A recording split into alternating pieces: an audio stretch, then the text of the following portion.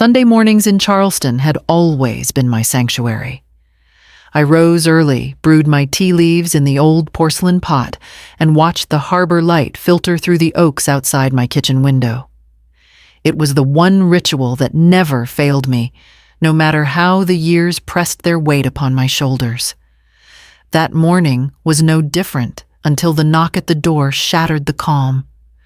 When I opened it, I expected perhaps June, my neighbor with her endless jars of homemade preserves.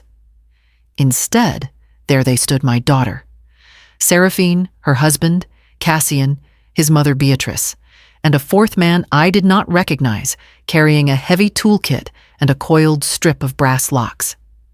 Mother Seraphine announced, already stepping past me with 2 rolling suitcases. "We're here." Before I could reply, Cassian clapped the stranger on the back. "This is Kyle the locksmith. He's going to get us set up properly. New locks, new keys for everyone's convenience." My hand tightened around the edge of the doorframe. For a moment, I thought I'd misheard him.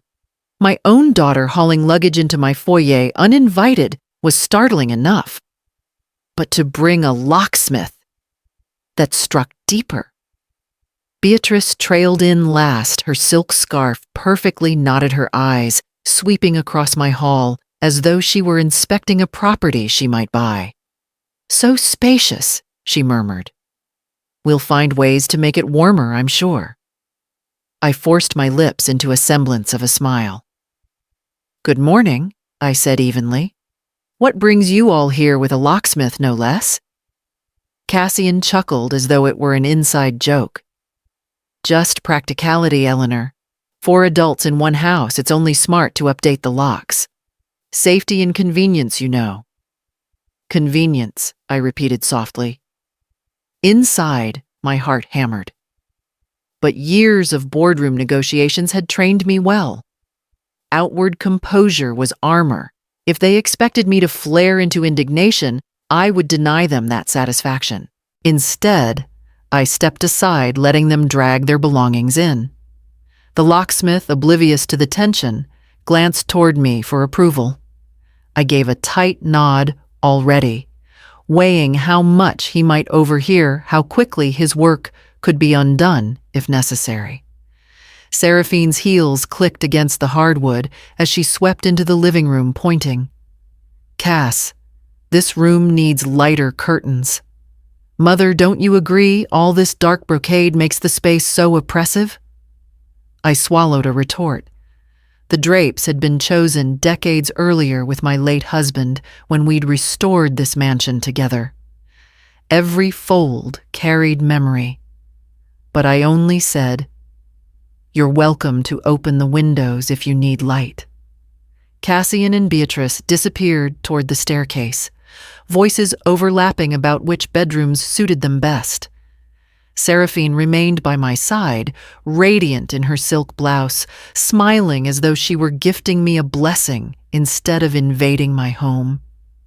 "Mother," she said, "this will be wonderful. We'll be close, we'll help with things, and you'll never have to feel alone again." The words were honey, but underneath I tasted vinegar. I had managed solitude just fine, better than fine.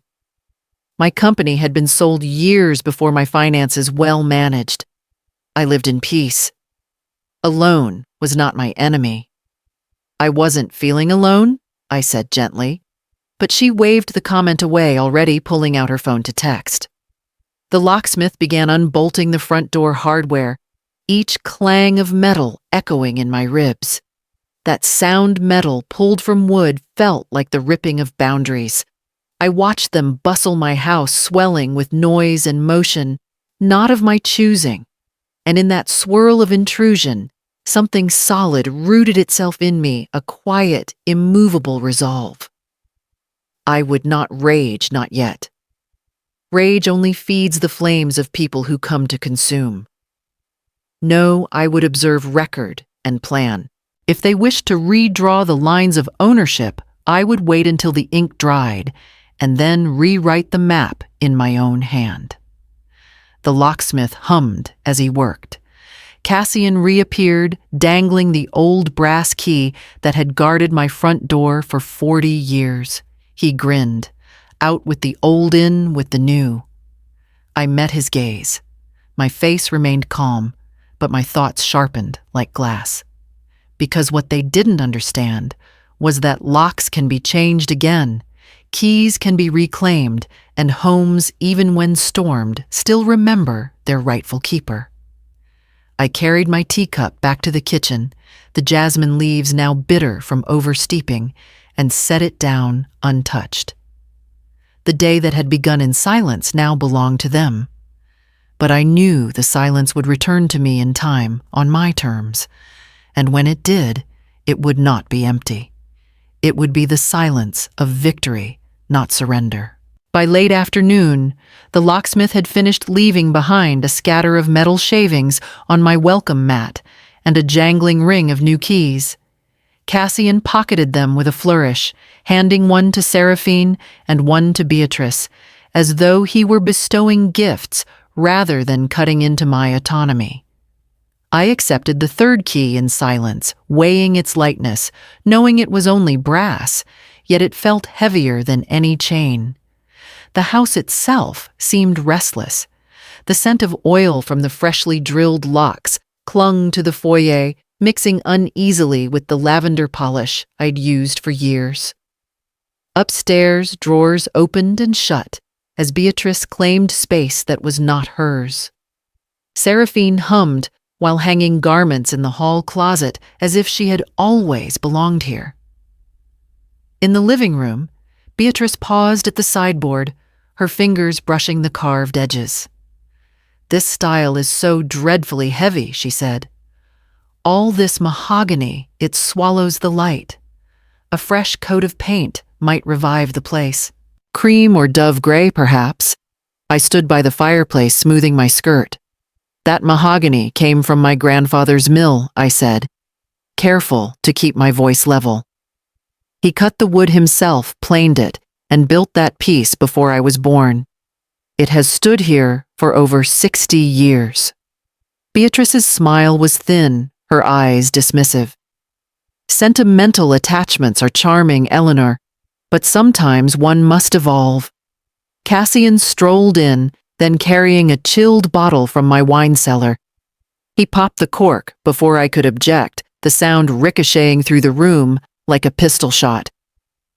"Here's to new beginnings," he declared, filling crystal flutes without permission. Champagne bubbled over the rims and trailed across the polished wood. I pressed a handkerchief to the spill, my movements deliberate. The fabric of my life had been woven with care, and here they were, tugging at the threads with careless hands. Seraphine lifted her glass, and without meeting my eyes, said lightly, "Mother, this is good for you. We'll bring energy into this old house. And if you don't like it..." Her smile widened, sharpened. "You can always find another house." The words landed like a stone flung at stained glass. I felt the crack reverberate through me, not in anger, but in grief. This house was not merely timber and plaster. My late husband had walked its halls. My children had grown here. I had poured decades into preserving its bones. To be told by my own daughter that I could simply leave was a cruelty wrapped in casual tone. I raised my glass to my lips, but did not drink. "I see," I murmured. "Another house." Seraphine laughed as though it were all a harmless jest, but Cassian's glance held calculation. He sipped deeply, leaning back into my chair as if it were his throne. Beatrice drifted toward the windows, tugging at the heavy brocade curtains and muttering about light. My chest tightened, yet I kept my composure. A smile tugged at the corners of my mouth. Fragile rehearsed. I would not show them the hurt. Instead, I let the silence lengthen until even their laughter faltered. I set my untouched glass on the mantel and folded my hands. "You may change curtains and chatter about paint," I said softly, "but the bones of this house are mine. Remember that." They exchanged glances. amused, unthreatened. To them, I was an aging woman clinging to the past. To me, I was steel wrapped in lace. That night, when the house finally quieted, I walked through the dim halls alone. The scent of champagne lingered, the sting of Seraphine's words echoing. Yet beneath the ache, something stronger stirred an understanding that I would not yield, not truly. And with that understanding, I returned to my room, opened my leather-bound journal, and began to write. Chapter 3. Cracks in the Foundation. The rhythm of my days did not so much shift as it fractured. Where once mornings began with quiet tea and the distant toll of church bells, they now began with the clatter of pots and the blare of Cassian's news programs. He watched them at full volume, claiming he needed the energy of the world to start his day. The kitchen, once my sanctuary, became a battlefield of crumbs and spills. I would rise early, wipe down the counters, line up the porcelain canisters of sugar and flour, just so, only to find the space destroyed an hour later. Plates piled high, sticky rings of coffee staining the wood, a trail of crumbs leading to the staircase. No one apologized. No one noticed. At night, my house echoed with voices. Seraphine and Cassian watched television well past midnight, laughter and applause booming through walls that had once cradled silence. Beatrice would pour herself brandy from my cabinet, leaving the glasses smeared with fingerprints. Sleep grew shallow, broken by the sudden bursts of canned laughter from a sitcom I never wanted to hear. My wine cellar dwindled. Bottles I had saved for years, gifts, celebrations, small triumphs vanished one by one. Cassian claimed he was sharing the good stuff with colleagues, but no colleagues appeared. Only the empty bottles stacked carelessly in the recycling bin told the truth. The indignities were small, almost invisible if taken separately. A brooch misplaced my reading glasses, gone for 2 days before reappearing in the pantry. My mail opened before it reached my hands. But taken together, they were fractures in the foundation I had spent decades fortifying. It was Beatrice who began the whispers. One afternoon, as I searched the parlor for my ledger, she touched Seraphine's arm and said, not quite softly enough, "Your mother seems forgetful these days." I froze, the words lodging like a splinter. Forgetful. A single word, but dangerous. It was the sort of word that could shift perceptions, the seed of a story I did not write. Seraphine's glance flicked toward me, quick assessing, before she smiled at her mother-in-law and said, "She has a lot on her mind." That night, I stood in my bedroom staring at the shelves where my ledger usually sat. I had found it eventually tucked behind a cushion on the sofa, where I knew I had not placed it. My fingers traced the worn leather cover as though it could anchor me to myself. Forgetful, they said. No, I remembered too well. June Calder noticed before anyone else dared to speak aloud. She came by with a jar of blackberry preserves, her silver hair pinned in its usual bun, her eyes sharp. As we sat on the porch, she leaned closer. "Your house feels different, Eleanor," she said quietly. "I hear their cars late at night. I see lights on past midnight. And I hear talk in town, small things, but enough." I forced a smile. "They are only settling in." June's gaze held mine. She had spent decades chasing stories as a journalist. Her instincts were rarely wrong. Settling in is one thing. Rewriting your story is another. Be careful who gets to hold the pen. Her words lingered long after she left, mingling with Beatrice's murmur of forgetfulness and Seraphine's too bright laughter. That evening, when I found my spectacles sitting on the windowsill of the upstairs hall, I understood with sudden clarity these were not accidents. They were maneuvers. I placed the glasses carefully on my nightstand, drew my ledger into my lap, and began a new entry. The ink flowed steady across the page. They think I am slipping. I must prove I am not. And as I wrote, the page became more than a record. It became my line of defense, the first brick I would lay in the wall against them. The first bill looked ordinary enough, folded crisply inside its envelope, resting in the brass letter tray by the front door. But when I opened it at the breakfast table, the numbers jarred me. The electric company demanded payment 5 days earlier than usual, with a late fee already added, as though I had missed a deadline. I frowned, certain I had paid it on time the month before. I pulled out my check register, each line written in my tidy script, and there it was, the exact amount cleared 2 weeks prior. I pressed my finger against the date until the ink smudged faintly. Someone had tampered with something, either the company's end or my records, or perhaps even the envelope before it reached me. The next day, a water bill arrived. The due date was scrawled in thick black ink, not the usual print, and again it insisted on immediate payment.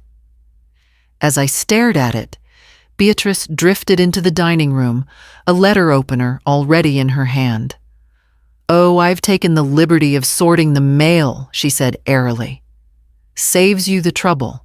I'll just set these here." She placed a neat stack of envelopes beside my teacup, her eyes gleaming with quiet satisfaction. I wanted to snatch them back, but I forced myself to breathe evenly. "I prefer to open my own correspondence," I said. She tilted her head as though humoring a child. "Of course, Eleanor. Just thought I'd be helpful." That afternoon, when I went to retrieve a pearl brooch from my jewelry case, a gift from my late husband on our 20th anniversary, the velvet slot was empty. I searched through drawers, boxes, and even the lining of the case, but it was gone.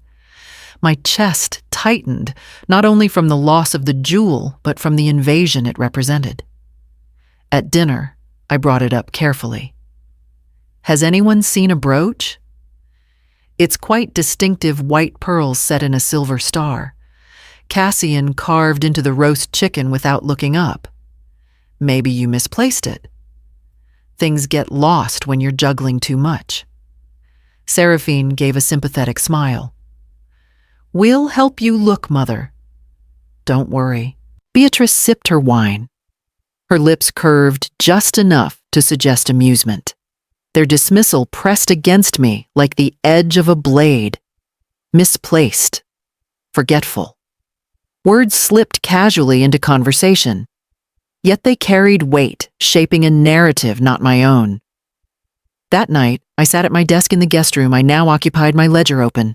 The lamplight pooled over the pages, and I began to write. June 14th. Electric bill due date altered. June 15th. Water bill handwritten note. June 16th. Pearl brooch, missing from case. Beatrice sorting mail without consent. Each entry steadied me, a defense against erasure.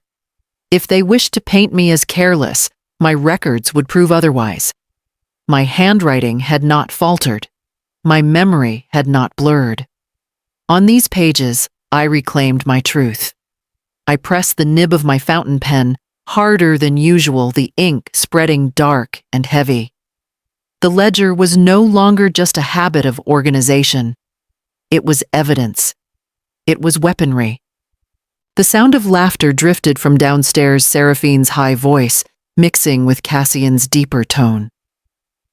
I closed the ledger gently, the leather cover warm beneath my hands. They might dismiss me to my face, but on paper, I would not be dismissed. And as I placed the book back into its drawer, I knew that every note I wrote brought me one step closer to a reckoning they could not rewrite. Seraphine floated the idea with the same sweetness she once used as a child when asking for a second cookie. "Mother, this house is so much. Too large, too old-fashioned. We'd all manage better in something modern, easier to keep." Imagine a sleek place with open spaces where we could start fresh. Her words clung to the air like perfume that soured after a moment. She said we, but I knew what she meant. Sell the home I had poured decades into, exchange it for a property under their names, a life shaped to their preferences, not mine. Cassian leaned back in his chair, his arms slung across its carved oak like he already owned the place. She's right, he added, casually, eyes sweeping the room. This office, for example. He gestured toward the study door, all that square footage wasted on paper and trinkets. A proper media room would suit better. Or a gym. Something useful. The word wasted landed like a hammer.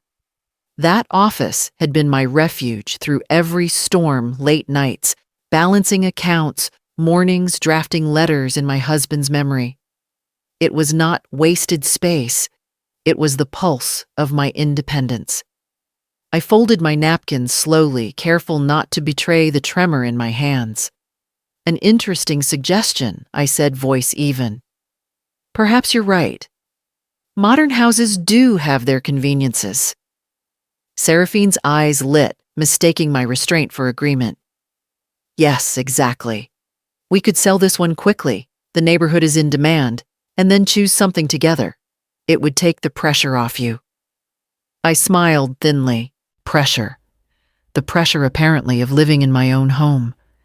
Beatrice reached for another roll, her tone syrupy. It would be such a relief for you, Eleanor. Less to worry about, less to maintain. And of course, we'd handle the details. Handle. I tucked the word away. They wanted my signature, my silence, and then my surrender. Later that night, I walked the corridors alone, trailing my fingers over the wallpaper Cassian had dismissed as dated. Each framed photograph, each woven throw, draped across a chair. Each stubborn creak of the floorboards spoke of the life I had built. To them it was clutter. To me it was memory, carved into wood and plaster. In the quiet, I let myself imagine the alternative they painted. White walls, chrome finishes, an office gutted into a media room. My belongings boxed, sold, or tossed. The image was so foreign, it felt like erasure. At my desk, I opened the ledger once more. The entries expanded. June 20th. Seraphine suggests selling the house, framing it as beneficial to me. Cassian refers to my office as wasted space. Beatrice emphasizes they would handle the details. I underlined handle twice, the ink bleeding slightly through the paper. They thought me pliable, a matron past her prime, softened by years and sentiment. They were wrong. I closed the book and placed it back in the drawer, the resolve hardening in me. If they wanted another house, they would get it, but not in the way they dreamed. For now, I would nod, smile, and let them believe I drifted toward compliance. The truth hidden beneath calm gestures and steady hands was that every step they pushed me closer to the edge only set me firmer in my plan. And as I blew out the lamp, the room sinking into darkness, I felt my plot taking shape with the same certainty as dawn's first light. The ledger grew heavier by the day, not with weight, but with the density of its secrets. Page after page filled with dates, charges that didn't belong to me, objects that vanished, phrases delivered with practiced cruelty. I wrote with deliberate precision, each line a counterweight to the gaslight they tried to force into my mind. June 27. Cassian used my credit card for a purchase at Morton's Jewelers. June 23rd. Beatrice rearranged mail, discarded a medical invoice. June 24th. Brooch still missing. Electricity bill marked late without reason. The entries looked almost clinical, stripped of emotion, but I felt the pulse of anger in every stroke. One evening, as the house buzzed with the drone of a television program I had no interest in, I sat quietly in my office, the room Cassian deemed wasted space. In the bottom drawer, I retrieved a small velvet pouch, inside of which rested 2 devices, purchased discreetly with cash at a downtown electronics shop. A voice recorder slim as a deck of cards and a miniature camera no larger than a coat button. I placed the recorder behind the bookshelf where conversations often drifted when they thought I wasn't listening. The camera I nestled inside the mantel clock, its eye trained subtly toward the dining table where most of their scheming occurred. The installation took only minutes, but I lingered over it as though consecrating an altar. The next morning, June Calder stopped by. She had brought fresh blueberries from the market, still glistening with dew. "You look tired," she said, peering at me with those sharp reporter's eyes that seemed to miss nothing. "Tired of theater," I replied, leading her into the kitchen. "But I've decided not to be only the audience anymore." I showed her the ledger first, the pages a map of quiet battles. She flipped through, slowly nodding at the meticulous detail. "This is exactly what I used to tell interns document date, keep it clean. No embellishment. Facts hold better than feelings." Her validation steadied me. Then I revealed the recorder and the camera. For a moment she only stared, then her mouth curved into something between approval and sorrow. "Journalist instincts never really die, do they? You're building a case. Not for court maybe, but for the court of truth." I felt heat rise in my throat. If they plan to paint me as senile, they will fail. I'll have every whisper, every plan caught in their own voices. June squeezed my hand. "Good. Because if truth can't scream, it should whisper into a tape until the right moment comes." Her words lingered after she left, as I checked the devices once more. The tiny red light blinked steadily from inside the clock, invisible to anyone not searching for it. I imagined their laughter spilling into the dining room, casual cruelties tumbling into the air, unaware they were being preserved, grain by grain. That evening, I recorded my own voice into the ledger, testing the machine. June 25th. I said softly, "Dinner discussion." Seraphine suggested repainting the dining room, calling the current style depressing. Cassian used my bottle of Bordeaux without permission. Beatrice remarked I seemed confused about the day of the week. My voice sounded distant but firm, and that was enough. I placed the recorder back, closed the ledger, and returned to the table where the 3 of them laughed over their glasses. They saw only an aging woman joining them, smiling politely. They didn't see the machinery of truth humming quietly around them.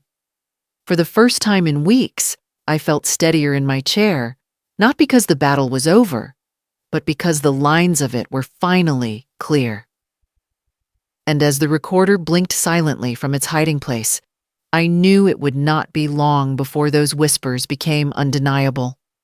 The waiting room smelled of antiseptic and faint coffee, a mixture I had come to associate with hospitals and clinics. I clutched my purse tightly, the ledger hidden inside like a talisman. June had pressed me to follow through, and Natalia insisted that a professional evaluation would be my first defense. The tests stretched across hours, memory lists, puzzles, drawing shapes, repeating numbers backward. The young neuropsychologist kept his expression neutral, but I saw his eyebrows rise once or twice at the speed of my answers. When the session ended, he closed his folder with deliberate care. "Mrs. Whitcomb," he said, "your cognitive performance is exceptional for your age. In fact, above average in several areas. There is no sign of impairment. I'll be preparing a full report for you." I nodded, not out of surprise, but out of grim satisfaction. This was ammunition. My mind was not slipping. It was their story that was being written in smoke. 2 days later, Natalia spread the report across her mahogany desk. The legal phrasing glimmered like a shield. "This is strong, Eleanor. If they attempt any petition for guardianship or incompetence, we will shut it down immediately." Her tone steadied me, but she wasn't finished. She flipped through another file, this one with photocopied checks. Your banker friend Gabe called me. He flagged these 3 checks cashed last month with signatures that only resemble yours. Sloppy imitations. Did you authorize them? I felt my stomach knot. No, of course not. That's fraud. Natalia tapped her pen against the margin. Exactly. We won't file a claim yet. Timing is everything. But keep your ledger current. If there are more, we'll have a pattern. I left her office stronger. My spine straight, the neuropsych report tucked carefully inside my bag. Yet as I drove home, the weight of solitude pressed in. Every proof of my strength also underlined the betrayal circling me inside my own walls. At the kitchen table that evening, I pulled out the report again. Seraphine's voice echoed in my mind. You're forgetting things, Mother. Cassian's dismissive shrug. Beatrice's sly remark about confusion. Each line of the doctor's report contradicted them all, yet the emptiness in the room grew louder. I turned to my ledger, its pages thick with inked testimony. July 2nd. Fraudulent checks discovered by Gabe. Signatures poor imitation. Natalia confirms this is actionable evidence. I underlined fraudulent twice, pressing hard enough to dent the paper beneath. The recorder clicked softly when I set it on the table. My voice, calm and steady, filled the air. My evaluations prove full mental capacity. My so-called forgetfulness is manufactured. It was strange hearing myself as though I were both witness and defendant. The mantel clock blinked its hidden red light. The house hummed faintly with the television in the next room. They laughed at something, the sound drifting down the hallway, muffled yet sharp. I looked at the documents spread before me, legal reports, photocopied checks, pages of my own careful notes, and realized I was building not only a defense, but a mirror. One day soon, they would see their reflection in it, and it would not be kind. I closed the ledger, folded the report, and slipped both back into my drawer. The night settled heavily, but my hands were steady. Proof had become my companion, quiet and unsentimental. And as the recorder captured the faint echo of their laughter from the next room, I knew my evidence was waiting for its moment.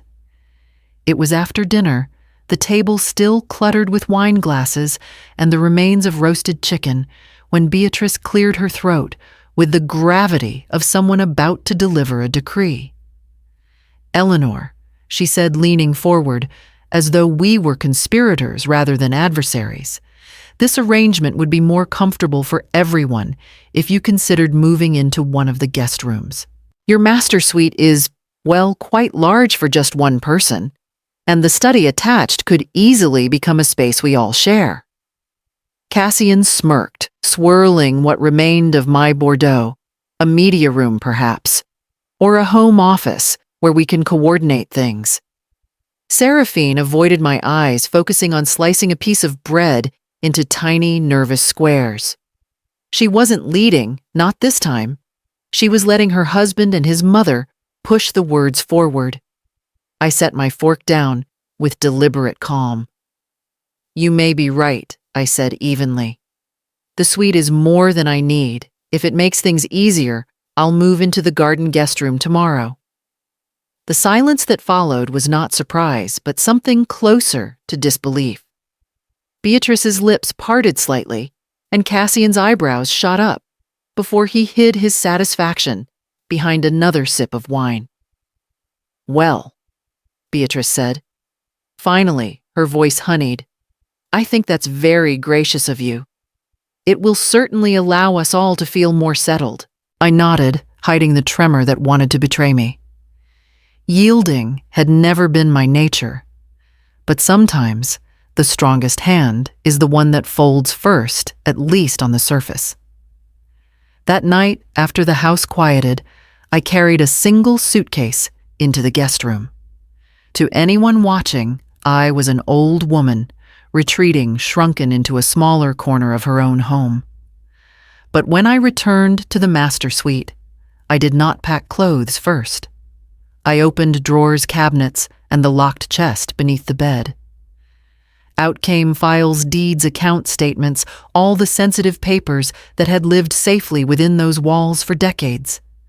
I stacked them neatly into a second suitcase, heavier than the first, and wheeled it softly down the hall to my office. From there, I slipped them into a locked trunk I had recently purchased under the guise of redecorating. The key I wore on a chain beneath my blouse. Only then did I turn to my personal mementos, photographs of my late husband, the quilt my mother had stitched the letters my father had written me when I first left home. I wrapped them in tissue and placed them carefully into a cedar chest, which I dragged into the guest room. Those would remain with me, whatever happened. By dawn, the master suite looked bare, stripped of its true weight, though outwardly unchanged. My dresses still hung in the wardrobe, my shoes still lined the closet floor, but the essence of my life, my proof, my history, was safe. When Beatrice inspected later that morning, she found what she wanted, a woman's surrender. "It feels lighter already," she said, running her hand across the bedpost as though she were blessing it. Cassian peered into the study eyes gleaming with possession. Finally, a room that won't go to waste. I smiled faintly, adjusting the chain hidden under my blouse. They believed I had given up my throne. They couldn't see the bait dangling in front of them waiting to be bitten. That night, alone in the garden guest room, I listened to the recorder hum softly in the clock on the mantel. It caught their laughter from down the hall, laughter thick with triumph. And I lay back against the pillow, letting them believe their victory was complete, while my mind sketched the next line in my quiet campaign. It was near midnight when I slipped into my office, closing the door, until only a sliver of hallway light spilled across the floor. The house was hushed, but I knew the mantel clock in the dining room had been awake, listening. I reached for the recorder hidden in its belly, my fingers trembling as if I were about to open a verdict. Back in the quiet of the guest room, I pressed play. The first sound was the scrape of a cork, then Cassian's voice, thick with wine. "She actually moved out of the suite. Can you believe it?" The old woman gave it up without a fight. Laughter followed, sharp and careless. Seraphine's giggle rang higher, brittle as glass. "She thinks it was her idea." Beatrice chimed in, her tone smug. "And the best part is, she's helping build our case without knowing it. Every time she looks confused or repeats herself, we just jot it down. By the time we're finished, a judge will see a perfect picture of dementia." My hand stiffened around the recorder nails, biting into my palm. Seraphine's voice came next, quieter but laced with excitement. "The guardian process. It means we'll be in charge, right? We'd control her accounts." Cassian gave a grunt of approval. "Exactly. Once she's declared incompetent, it's all ours to manage. The bank, the investments, even this house. She won't be able to sign a check without my approval." Their laughter overlapped again, cruel in its certainty. Beatrice added with relish, "I've already spoken with an attorney, hypothetically, of course. He said memory slips and financial mistakes are enough to raise red flags. We'll start planting more of those. A few overdue bills here, a misplaced necklace there. The rest will right itself." I stopped the recording, the silence of the room pressing in on me like a weight. My pulse pounded in my ears, but my breathing slowed, steadied. There it was. Everything I had suspected, clothed not in hints or smirks, but in their own words. For a long moment, I sat frozen, the recorder still in my lap.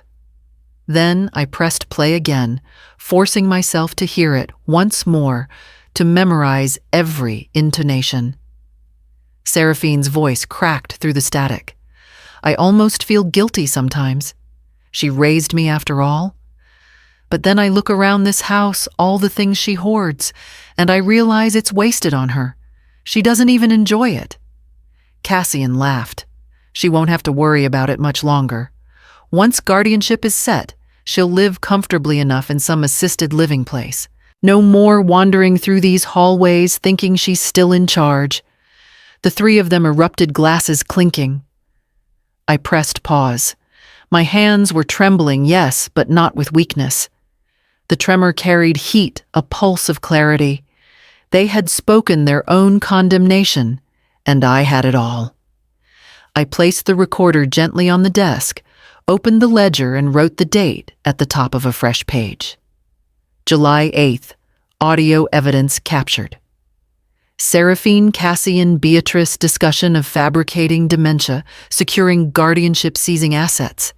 The ink spread thick where my pen lingered. I underlined fabricating dementia 3 times. Proof, not suspicion, not hints. Proof.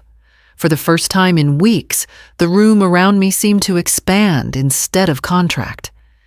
The guest quarters, once a symbol of defeat, now felt like the command center of a campaign. Their laughter had betrayed them, but it had also armed me. I shut the ledger and tucked the recorder back into its pouch. My hands were steady now, the kind of steadiness that comes not from peace, but from purpose. When I blew out the lamp, the dark seemed less suffocating, because I knew what they did not, that their victory toast had already become my evidence. And in the morning when I rose, it would be with a resolve that not even their laughter could drown. The morning after I captured their laughter on tape, I rose with an odd clarity. The air in Charleston was heavy with humidity, the kind that clings to the skin. Yet I felt light, almost buoyant. Their voices no longer rang in my ears as torment, they echoed as evidence. But evidence alone was not enough. I needed a plan, something larger than quiet defense. Natalia arranged for me to attend a luncheon at the Charleston Women's League, a place I had avoided for years. Too much gossip, too many feathered hats. But that day, I went wearing the wine-colored dress that made me feel less like a widow and more like myself. It was there I met Marigold Reyes. She was a silver-haired woman with kind eyes and the posture of someone who had carried burdens without breaking. Over chicken salad and cornbread, she spoke of New Dawn Haven, the foundation she directed. We provide housing for older women, she explained, widows, women abandoned by family, those with nowhere else to go. But our current building is crumbling. We've had to turn people away. I listened, my spoon hovering above the bowl, my breath caught in my chest. Each word she spoke felt like it was meant for me, not just as a listener, but as someone who could alter the story. Space, she said, sighing. That's our greatest obstacle. With more room, we could shelter dozens, maybe hundreds. But property in Charleston. You know how it is. I knew all too well. I pictured Seraphine and Cassian lounging in my master suite. Beatrice running her hands along the banister as though it belonged to her. And in that flash of thought, I saw it clearly. The house they plotted to steal could become the house that saved others. I leaned forward. Suppose there was a mansion I began slowly, well-maintained, centrally located with history in its walls. Suppose its owner wished to see it filled with women who deserved safety more than those who sought control. Marigold blinked, startled. Then she smiled, cautious but hopeful. That would be beyond our dreams. I nodded, but said no more. It was only a seed, then a possibility. Yet even as we returned to polite conversation, the seed had taken root. That evening, I walked my halls alone, trailing my hand along the wallpaper, past the portraits and the grandfather clock. The thought did not frighten me. To release this house was not surrender, it was transformation.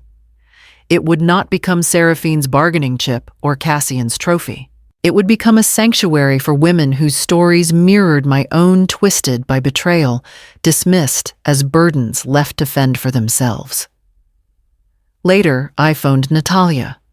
My voice was steady as I said, I want to discuss a transfer of ownership, discreetly, to a charitable foundation. She was silent for a moment, then replied, You're certain? Certain, I said. If they dream of claiming this house, let them dream. When the truth arrives, they'll find the walls no longer theirs to covet. I replaced the receiver and sat back in the chair that Cassian once called wasted space. But I knew better. It was the place where my strategy was born, where the ledger waited, and where the plan now reached beyond defense, into defiance. For the first time in months, I felt not only in control, but generous. Their greed had forced me into retreat, but it also revealed to me the possibility of something far greater.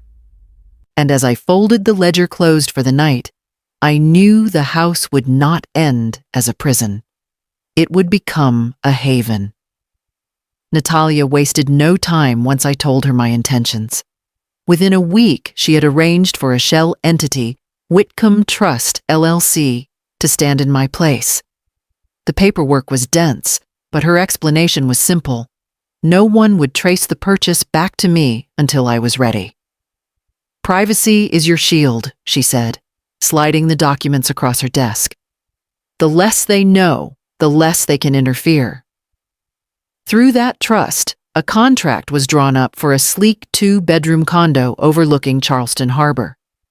Glass walls, clean lines, a place with no ghosts in its corners. I visited it once under the guise of an art show nearby, slipping inside with the realtor, who thought I was only an advisor to the buyer. The harbor breeze washed over me through the balcony doors, and I felt a lightness in my chest I hadn't known in years. Still, I could not move openly. To Seraphine and Cassian, I remained the retreating matron confined to her guest room. But behind the curtain, I was preparing my exodus. June became my accomplice. Her sharp instincts made her the only person I trusted inside this web. We developed a ritual. She would arrive with grocery bags twice a week, claiming she'd found specials at the market. Together we would slip into my rooms carefully, wrapping heirlooms and carrying them out, disguised as produce. Silver candlesticks, my husband's cufflinks. The letters my father wrote me in college all vanished into the paper bags among bunches of kale and cartons of milk. From the outside, it looked like nothing more than a pair of elderly women fussing over groceries. In truth, it was the gradual dismantling of a life packed piece by piece into safety. One afternoon, as we wrapped a porcelain figurine in newspaper, June paused. Strange, isn't it? Moving your treasures like contraband out of a house that's yours. I smiled tightly. They can parade through these halls and call them theirs, but the marrow of this home will follow me. The ledger grew thicker with each passing day. Beside notes of their fraud and insults, I added quiet triumphs. July 12th. Dining silver secured. July 14th. Father's letters delivered to safe deposit box. July 16th. Heirloom rug relocated with June's help. The more I recorded, the steadier I felt.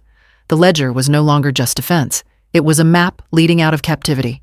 Cassian never noticed the gaps.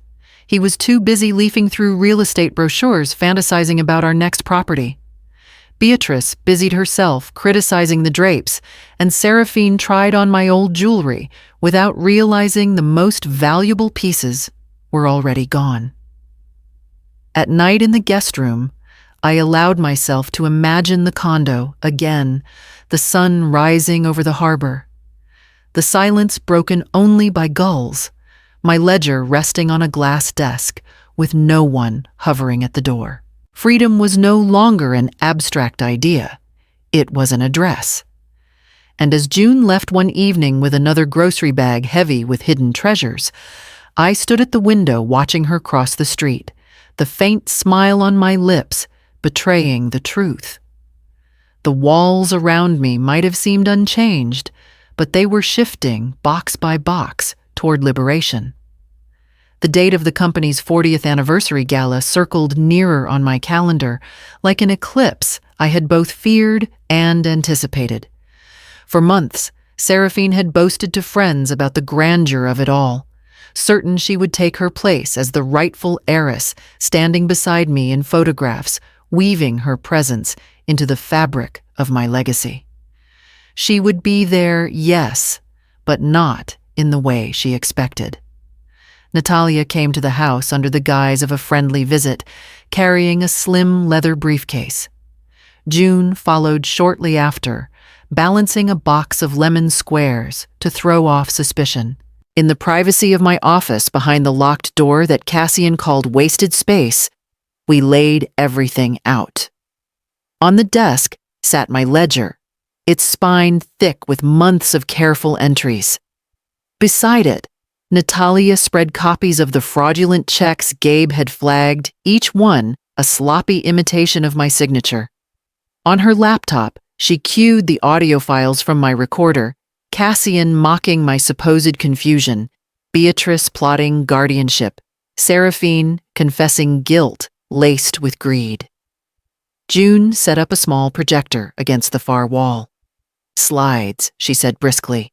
"Dates, signatures, images. No one can argue with visuals. They'll see the facts as clearly as they see the flowers in the centerpieces." We rehearsed the sequence again and again. Natalia would introduce the documents, June would operate the audio clips and slides, and I would deliver the words myself. Not as a victim, but as the architect of the truth. At first, my hands trembled when I read aloud the lines we had scripted, but repetition turned nerves into steel. By the fifth run, I no longer needed the script. The words were mine, carved out of betrayal and honed into resolve. When the rehearsal ended, Natalia leaned back in her chair. "It's airtight," she said. "They can laugh, they can deny, but the evidence will speak, and once it's spoken, they'll have nothing left to stand on." June studied me quietly. "The only question is whether you're ready to stand under all those eyes." I met her gaze. "I've spent months standing under the eyes of those who despised me. Facing a room full of strangers will be easier." That evening, alone in the guest room, I opened the cedar chest where I had placed the gown. Deep wine-colored silk, its folds rich and luminous, it seemed to hold the weight of choice in its fabric. I had purchased it years ago, but never worn it. It was not a gown of mourning. It was a gown of proclamation. I lifted it against myself in the mirror. The woman staring back was older, yes lines etched across her face like tributaries of time. But her eyes were steady, her posture upright. Not surrender, but celebration. I laid the gown carefully across the bed, then drew my ledger once more. On a fresh page I wrote, "August 1st gala rehearsal complete, documents secure, audio files prepared, deep wine gown chosen as signal victory, not defeat." As the ink dried, I closed the book with a soft thud, the sound echoing like the closing of a door. From the hallway drifted the muffled laughter of Seraphine and Cassian planning outfits and speeches they believed would cement their triumph. They had no idea that the stage they anticipated would become their undoing. And as I blew out the lamp, I felt the calm certainty that when the lights rose and the spotlight found me, I would not falter. I would blaze. The chandeliers of Hibernian Hall sparkled like constellations, their glow spilling over polished marble floors and gilded trim. 200 guests filled the room.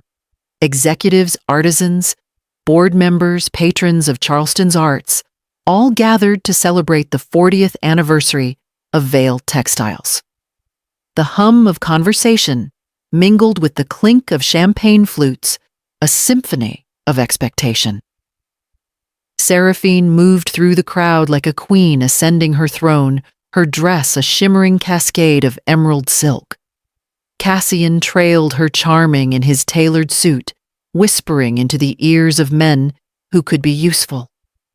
Beatrice, draped in navy satin, nodded graciously, as if she already presided over the evening.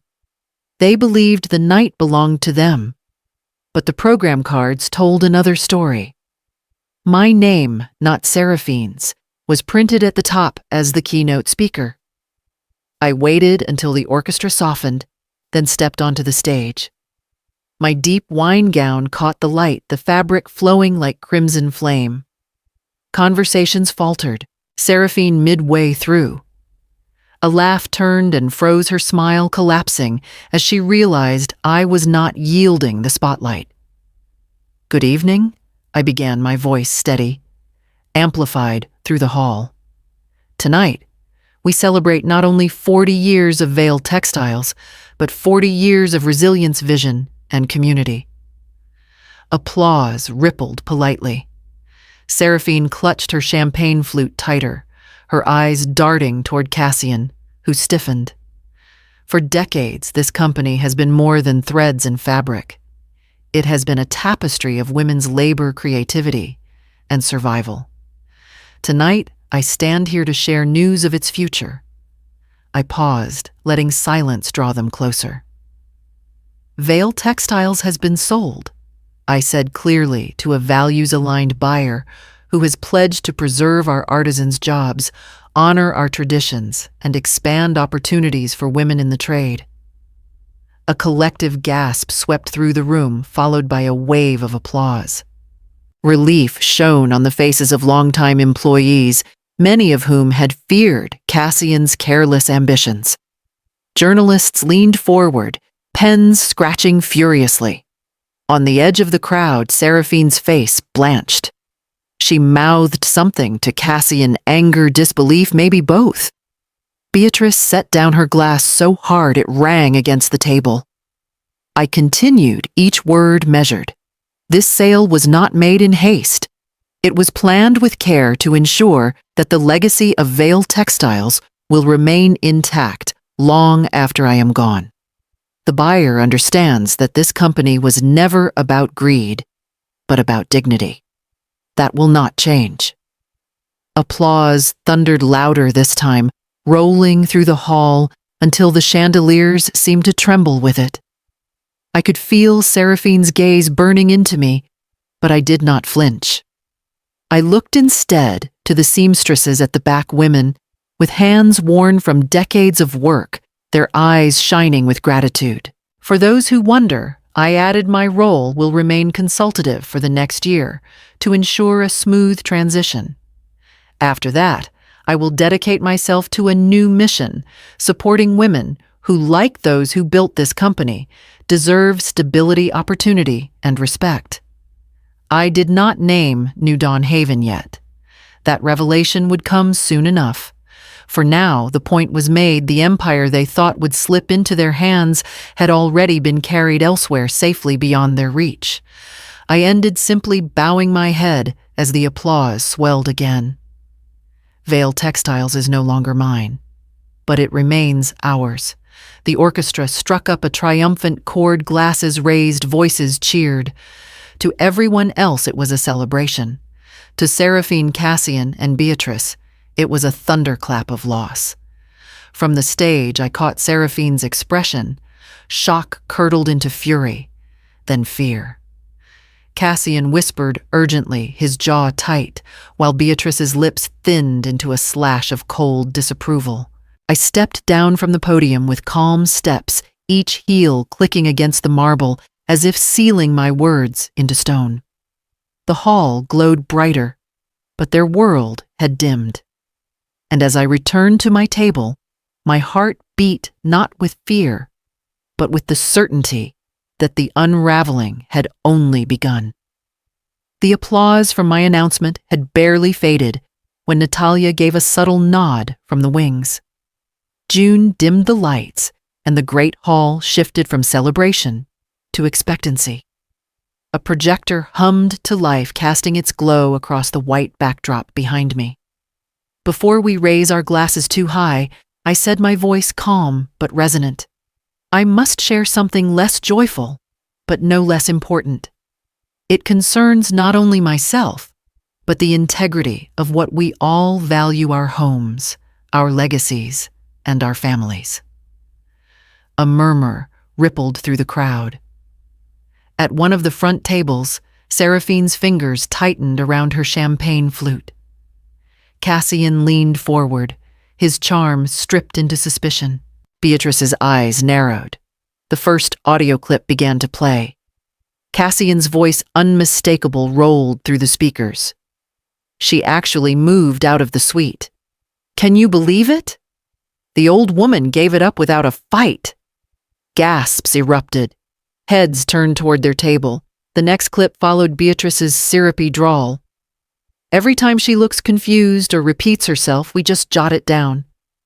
By the time we're finished, a judge will see a perfect picture of dementia. A stunned silence fell heavy as stone. Then whispers spread like fire through dry grass. Seraphine's voice joined, trembling on the recording, though full of greed. The guardian process. It means we'll be in charge, right? We'd control her accounts. Cassian's answering laugh echoed across the hall, loud and cruel. I stood, motionless, hands steady on the podium, while the room absorbed their own words, made undeniable. When the lights rose again, Natalia stepped forward. She carried a slim folder in her hand, which she placed squarely on Seraphine and Cassian's table.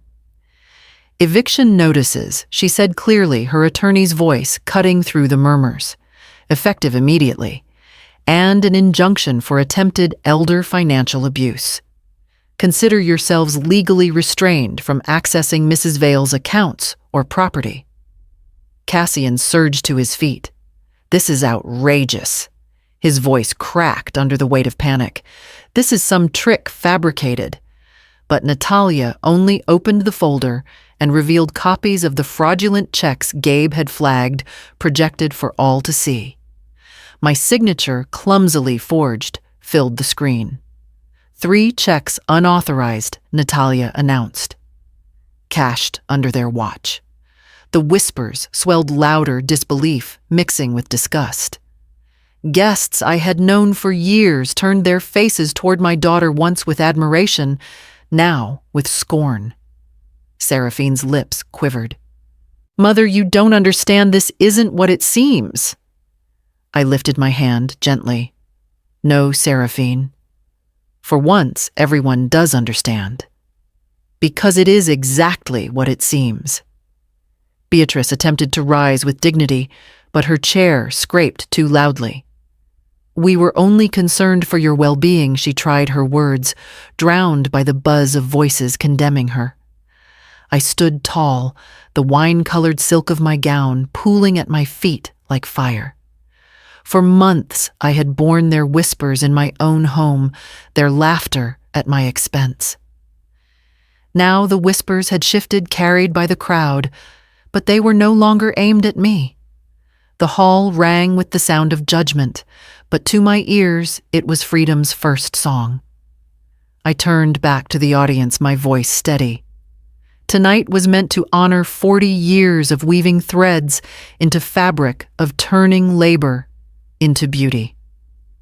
What you have just witnessed is another kind of weaving. A plot spun in secret, meant to unravel a woman's dignity. But fabric, like truth, is strongest when tested. It does not tear easily. Applause burst forth, hesitant at first, then building into thunder. Not the applause of celebration, but of solidarity. Seraphine collapsed into her chair. Cassian's jaw clenched in fury, Beatrice staring down at her hands as if searching for a script that no longer existed. I let the moment hang, then stepped away from the podium. The hall was no longer theirs to command, and as the orchestra struck up once more, signaling the evening's return to festivity, I felt the shift inside me. The stage had become a courtroom, and the verdict had already been delivered. By the time I returned home from Hibernian Hall, the locksmith was already waiting at the gate summoned by Natalia's swift arrangements. His van's headlights spilled across the driveway, illuminating the stone facade that had weathered decades of storms.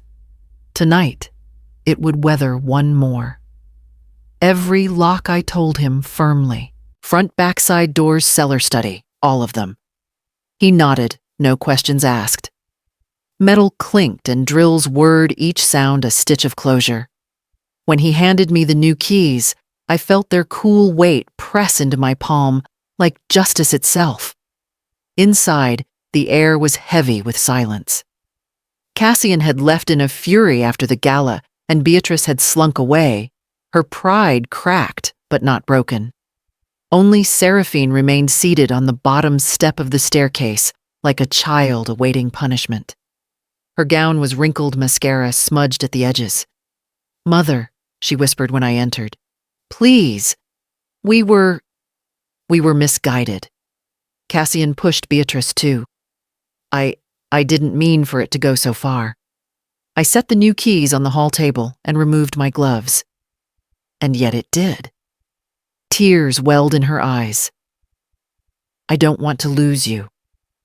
I don't want to lose this house."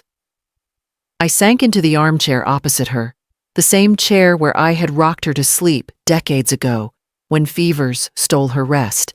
"Seraphine, you lost me the moment you plotted against me. And the house I drew a folded document from my purse will not be yours to lose or keep." Her gaze flicked to the papers. "What do you mean I laid them across my lap?" "The deed transfer. Signed tonight, notarized tomorrow. This mansion will belong to New Dawn Haven, a foundation for women who need refuge. It will not be your trophy. It will not be your inheritance. It will be a sanctuary." She gasped, hand flying to her mouth. "You can't." "I can," I said evenly. "And I have." She dropped her head into her hands, sobbing quietly. For a moment, the sound pierced me, an echo of the little girl who once clutched my skirts, begging me never to leave her side. But compassion is not the same as surrender. "I don't want revenge, Seraphine," I continued softly. "But I will not reward betrayal. Dignity is the only inheritance worth keeping, and you must decide if you want it." She lifted her tear-streaked face, searching mine for softness. I gave her none, only the truth. The following morning, Natalia and Marigold met me in the study. The documents were finalized. Vale Mansion was officially transferred to New Dawn Haven. Marigold clasped my hands, gratitude shining in her eyes. "You've given more than walls," she said. "You've given hope." As she spoke, the locksmith handed me the last new key, the brass catching sunlight from the tall windows. I slipped it into a drawer of my desk and closed it with a quiet click. Seraphine appeared in the doorway, then pale and silent. She said nothing more, only looked at me as if waiting for a reprieve. But I had already given her the only mercy I could, truth, without malice, boundaries, without hate. "Go," I said gently. "Find your own place. Build something that belongs to you." She turned away, her shoulders sagging under the weight of a choice she had never wanted to face. I pressed the drawer closed once more, the key safe inside, and lifted my gaze to the window, where the garden roses trembled in the breeze. The house was no longer mine to guard, but my dignity was. The first morning in my new condo, I stood barefoot before the floor-to-ceiling windows, watching sunlight scatter across Charleston Harbor. The gulls wheeled lazily over the water, their cries sharp and clean against the air. For years, my view had been of oaks and wrought-iron gates. Now it was glass sky and sea. I felt as though I'd been lifted out of an old frame and placed into something alive. The rooms were simple white walls, polished wood, a balcony with just enough space for 2 chairs. No creaking staircases, no shadowed corners where whispers could hide. Here the silence was my own. Again, not the tense quiet of a house infiltrated, but the steady hum of peace. June arrived carrying her usual grocery bag, though this time it held no hidden candlesticks or heirloom letters. Inside were a teapot loose-leaf jasmine and 2 porcelain cups I had gifted her years ago. She unpacked them with ceremony, setting them on the kitchen counter. "Well," she said, eyeing the wide windows, "I'd say you traded up." I laughed, an unforced laugh, the kind that rose from somewhere unclenched. "No ghosts in this place," I agreed. We sipped tea on the balcony, the harbor breeze tugging gently at our hair. For the first time in months, my chest loosened. We spoke of small things, her roses, the market, the scandal still echoing through Charleston's social pages. The newspapers had been kind to me, calling the donation of Vale Mansion an act of grace. Photographs showed Marigold standing proudly on the steps, flanked by women who would soon find safety within its walls. The same steps where Seraphine once declared I should find another house. How fitting that it had become exactly that, though not for her. Later that week, I met with Marigold again, this time not as benefactor but as partner. Together, we announced the creation of a micro-grant fund, seeded from the sale of my company. The program would support women aged 55 and older who dreamed of starting small businesses, bakeries, tailoring shops, flower stalls. Ventures too modest for banks, yet vital for independence. As I spoke at the press conference, I watched the faces of women in the crowd light with possibility. Their expressions reminded me of my younger self standing on factory floors, believing dignity could be woven from cloth and perseverance. That night, back in my condo, I opened the cedar chest June had helped me rescue. Inside were the pieces of my past, my husband's letters, my father's watch, the quilt stitched by my mother. I touched each one no longer as if guarding them from theft, but as if greeting them in safety. They belonged here with me, not hidden in fear, but folded into a new beginning. June visited often, always with tea. Sometimes we laughed until our sides ached. Other times we sat in companionable silence, watching boats cut across the harbor. Slowly, I felt life stretch out again, not as a battle to be won, but as days to be lived. I still kept the ledger, though its pages had shifted from evidence to intention. Instead of recording betrayals, I noted plans, meetings with Marigold, ideas for the grant fund, simple joys like sunrise clear or tea with June. Freedom, I realized, is not only the absence of chains, it is the presence of choice. And here, in this clean-lined home above the water, choice was mine again. One evening, as the harbor lights blinked awake, I closed the ledger, set down my pen, and knew it was time for the final page of this chapter to turn. The months that followed unfolded like a slow tide pulling away from shore. Each week placed more distance between me and the chaos that had invaded my home. The mansion on Rutledge Avenue no longer belonged to me, yet I passed it often enough to see fresh coats of paint on the shutters, children's drawings taped to the windows, and women on the porch sipping coffee without fear. Each glimpse filled me with something steadier than pride assurance that I had done what was right. Cassian disappeared swiftly after the gala. Rumor placed him in Atlanta, dabbling in ventures that fizzled before they began. He left no forwarding address, no note to Seraphine, no explanation. The absence he created was louder than his laughter had ever been. Beatrice surprised me most. She came one morning to New Dawn Haven with a box of linens and towels donated in her clipped, precise way.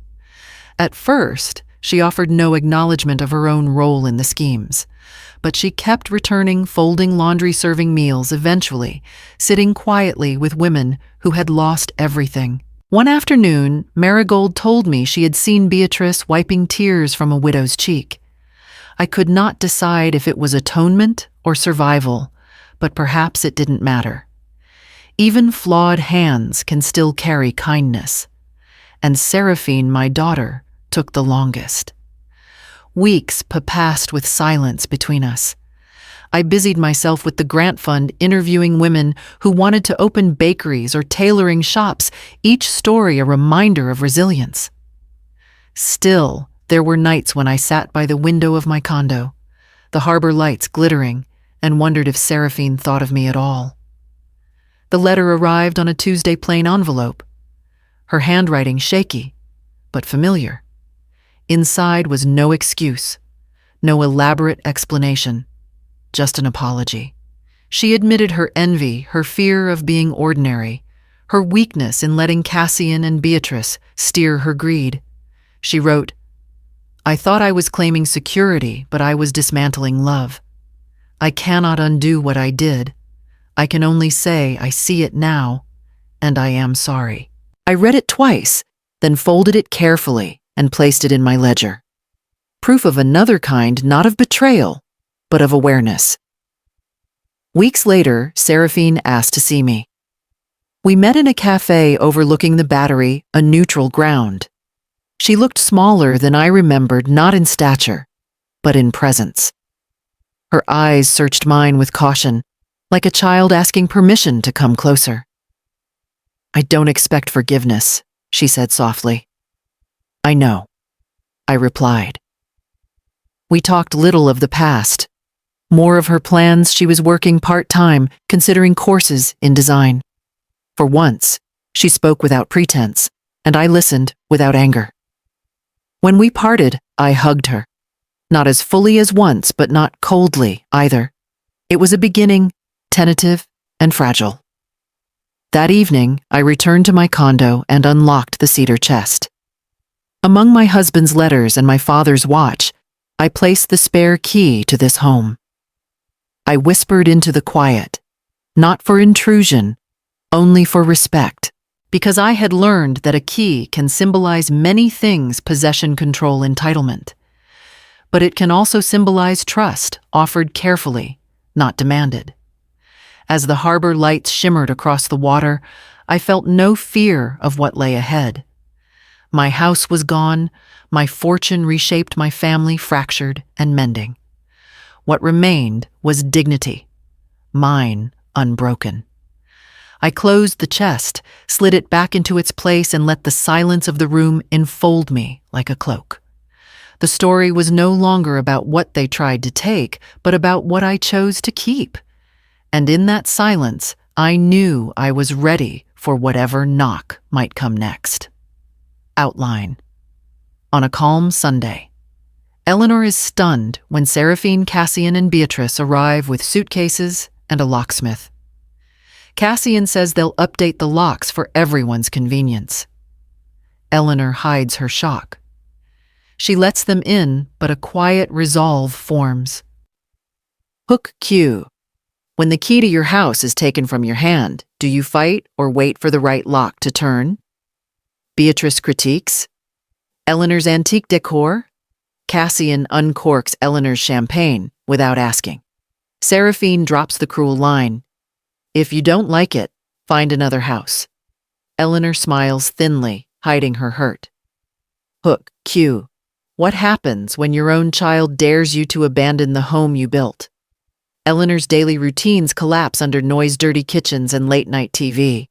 Her wine cellar dwindles. Beatrice whispers that Eleanor seems forgetful. June Calder notices and warns her. Hook Q. If memory is questioned often enough, can it be stolen like a possession?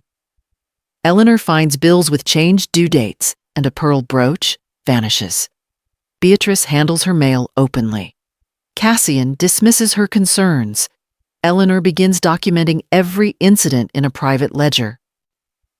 Hook Q. When truth is rewritten on paper, who holds the pen? Seraphine suggests selling Eleanor's mansion to buy another house where they'll all manage better.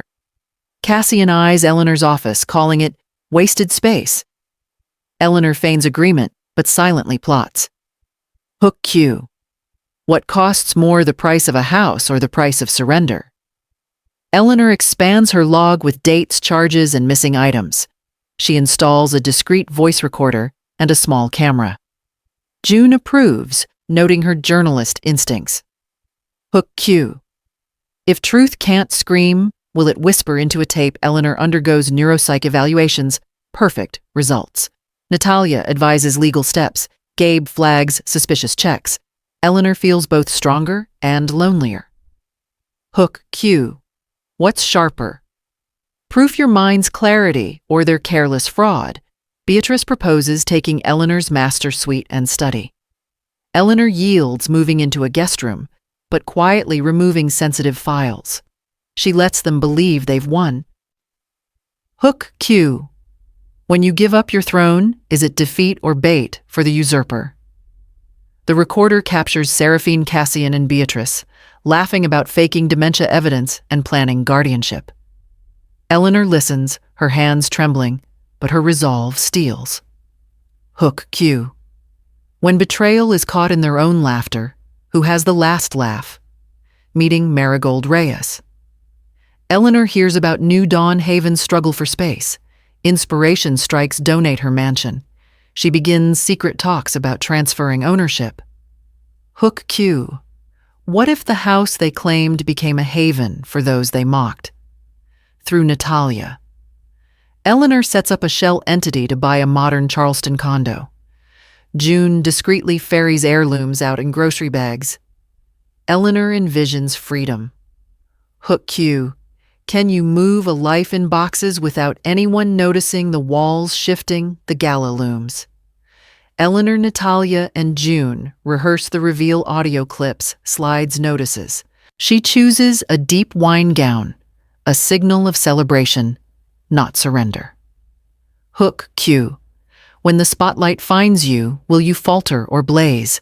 At Charleston's Grand Hibernian Hall, 200 guests gather. Eleanor shocks Seraphine by taking the stage first, announcing the sale of her textile company to a values-aligned buyer. Applause, confusion, fear. Hook Q. If the empire you thought was yours slips away, where will you stand? Audio plays, Cassian mocking, Seraphine plotting, Beatrice gloating. Natalia serves eviction and injunction papers. Guests gasp, whispers spread. Eleanor stands tall. Hook Q. When the room fills with gasps, who hears judgment and who hears freedom? Back home locks are changed, cards canceled. Eleanor signs papers donating the mansion to New Dawn Haven. Seraphine pleads for mercy. Eleanor offers only dignity. Hook Q. Is mercy an open door or a locked drawer?